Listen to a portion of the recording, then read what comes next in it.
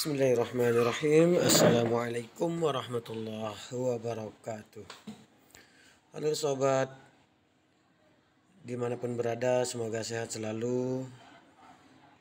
Untuk diketahui, di dalam video kali ini kita akan membahas tentang kisi-kisi tes wawancara dibuat dan disusun berdasarkan jenis pembentukan Bawaslu Kelurahan Desa sebagai berikut ya.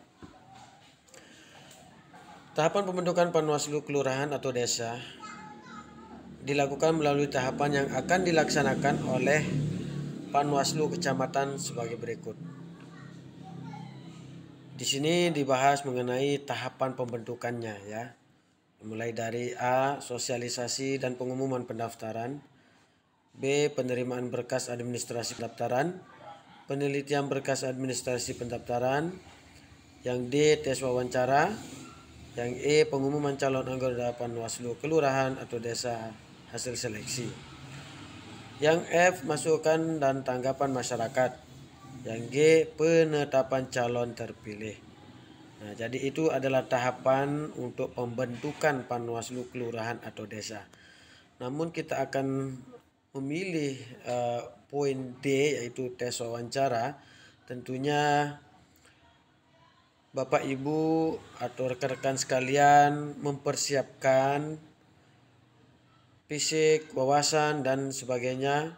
Tentunya di sini admin akan berbagi kisi-kisi tes wawancara pembentukan Panwaslu Kelurahan atau Desa dalam kurung PKD. Yang pertama yaitu Panwaslu Kecamatan melakukan wawancara dengan materi wawancara meliputi 1. Penguasaan materi tentang Bawaslu, strategi pengawasan pemilu, tugas dan wewenang Panwaslu, baik itu kelurahan maupun desa, serta peraturan perundang-undangan mengenai pemilu dan kepemiluan. Yang kedua, integritas diri dan netralitas. Nah, yang di sini adalah bagaimana diri kita dan kenetralan kita dalam melaksanakan tugas. Kemudian yang ketiga yaitu motivasi dan komitmen bekerja penuh waktu. Nah, di sini harus fokus ya, harus fokus untuk mensukseskan pemilu. Yang keempat, kualitas kepemimpinan dan kemampuan berorganisasi. Yang kelima, pengetahuan muatan lokal. Dan yang keenam, klarifikasi atas tanggapan dan masukan masyarakat. Nah, ini adalah Panwaslu Kecamatan melakukan atau materi yang akan keluar atau yang akan ditanyakan oleh Panwaslu Kecamatan atau panitia pemilihan Panwas Kelurahan atau Desa. Nah, sehingga berdasarkan juknis ini, maka bagi pendaftar PKD perlu membekali diri menguasai materi sebelum tes wawancara dimulai. Nah, yang dimana sebagai berikut. Yang pertama yaitu untuk menjawab pertanyaan materi nomor 1, artinya yang nomor 1 itu adalah penguasaan materi tentang Bawaslu. Nah, itu kemudian di sini ada beberapa hal yang berikan kisi-kisinya, yaitu tentang peraturan pemerintah pengganti Undang-Undang Republik Indonesia atau Perpu nomor 1 tahun 2022 tentang perubahan atas Undang-Undang nomor 7 tahun 2012 tentang pemilihan umum. Yang kedua atau yang B, Undang-Undang nomor 7 tahun 2017 tentang pemilihan umum. Yang C, tugas, wewenang dan kewajiban Panwaslu Kelurahan atau Desa. Yang ke D, sejarah Bawaslu. Nah, dari 4 item ini perlu diingat atau perlu dipelajari atau perlu dibuka materi-materi ini, karena ini adalah suatu hal yang salah satu akan muncul atau akan ditanyakan oleh panitia. Yang kedua, untuk pertanyaan materi nomor 2, pendaftar PKD perlu A. Untuk integritas, maka pendaftar PKD perlu menunjukkan kejujuran, kepatuhan, dan konsistensi dalam tindakan antara apa yang dikatakan dengan tingkah lakunya. Yang ke B. Untuk menjawab mengenai netralitas, pendaftar PKD harus mampu dan siap tidak berpihak dari segala bentuk pengaruh manapun dan tidak memihak kepada kepentingan siapapun. Nah, ini harus netral. Kemudian yang poin yang ketiga yaitu untuk menjawab pertanyaan materi nomor 3 tadi di atas, calon PKD atau pendaftar PKD perlu memperhatikan dua hal. Yang pertama, untuk menjawab mengenai motivasi, pendaftar PKD perlu menunjukkan dorongan yang timbul dan secara sadar bahwa ingin menjadi panwaslu kelurahan atau desa bukan semata-mata demi menginginkan materi dalam kurung tanda kutip honor ya, melainkan ingin mensukseskan jalannya penyelenggaraan pemilu. Jadi rekan-rekan itu menjawab jangan sampai hanya sekedar mencari honor ya, nanti bisa saja tidak diluluskan. Nah, tentunya atau melainkan ingin mensukseskan jalannya penyelenggaraan pemilu, itu yang lebih tepat. Yang ke B, untuk menjawab komitmen bekerja penuh waktu, pendaftar PKD harus mampu menunjukkan sikap dan kesiapan untuk mengutamakan tugas sebagai panwaslu kelurahan atau desa dengan penuh tanggung jawab. Nah, ini kita disuruh untuk bekerja itu harus penuh tanggung jawab, jangan setengah-setengah. Itu maksudnya.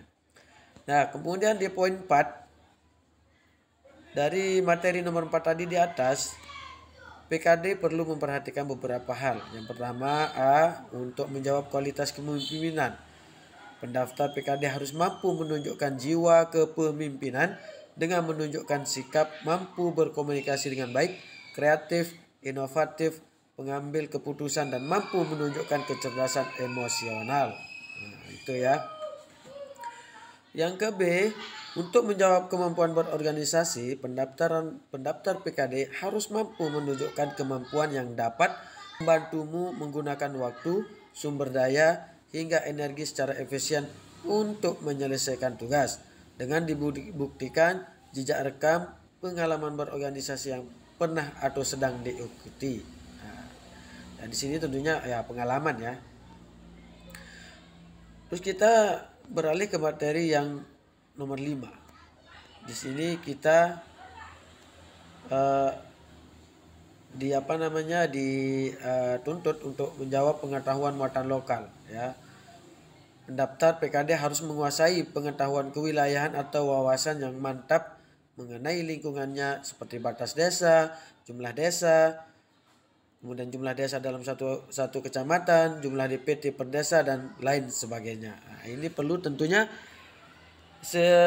di desa mana kita akan melamar. Misal di desa sendiri itu tentunya harus tahu batas-batas wilayah, batas desanya itu seperti apa, di mana, di sebelah utaranya desa mana, sebelah selatan desa mana, dan sebagainya. Kemudian tentang berapa jumlah dusun, berapa jumlah DPT, berapa jumlah TPS, nah, itu perlu diketahui sebagai dasar untuk bisa menjawab pertanyaan yang seperti ini. Kemudian yang di materi nomor 6, masyarakat dapat memberikan tanggapan terkait keterpenuhan syarat administrasi, integritas, rekam jejak, kinerja, dan kecakapan peserta seleksi sejak pengumuman hasil seleksi administrasi sampai pelaksanaan tahapan wawancara dalam pembentukan panwaslu kelurahan atau desa. Untuk itu perlu ada klarifikasi atas tanggapan dan masukan masyarakat jika pendaftar PKD memiliki sesuatu hal atau masalah yang dianggap buruk oleh masyarakat. Maka alangkah baiknya bagi para pendaftar PKD untuk berkoordinasi dan berkomunikasi dengan pihak pemerintah kelurahan atau desa dan para tokoh masyarakat di daerahnya agar dapat restu atau rekomendasi untuk menjadi panwaslu kelurahan atau desa. Nah, jadi seperti itu ya. Apabila ada tanggapan masyarakat tidak sesuai dengan hasil keputusan atau hasil dari wawancara untuk PKD itu bisa di tanggapan masyarakat ini dilakukan oleh baik itu pelamar PKD maupun menggunakan masyarakat untuk sebagai sebagai dukungan atau dorongan untuk bisa menyelesaikan masalah. Nah, jadi seperti itu ya teman-teman. Jadi mudah-mudahan teman-teman bisa dipahami dan jangan lupa dukung kami di channel ini dengan klik tombol subscribe, kemudian like dan komen serta di share jika perlu ya teman-teman ya. Terima kasih atas perhatian yang kami sampaikan, bahwasanya saudara-saudara, teman, bapak, ibu yang mendengarkan atau melihat video ini atau menyimak video ini agar memberikan dukungan baik seperti subscribe dan lain sebagainya. Billahi taufiq wal hidayah. Assalamualaikum warahmatullahi wabarakatuh.